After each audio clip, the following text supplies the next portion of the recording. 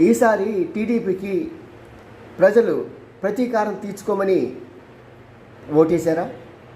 చూస్తుంటే అలాగే అనిపిస్తున్నది. ఎందుకంటే లోకేష్ మొదటి నుంచి చెప్తూ ఉన్నారు, ఏ అధికారులు అయితే అతిగా మా పార్టీ క్యాడర్ని శిక్షిస్తూ వేధిస్తూ నానా యాగి చేస్తున్నారో వారందరి పేర్లు మేము ఇక్కడ రాసుకున్నాము.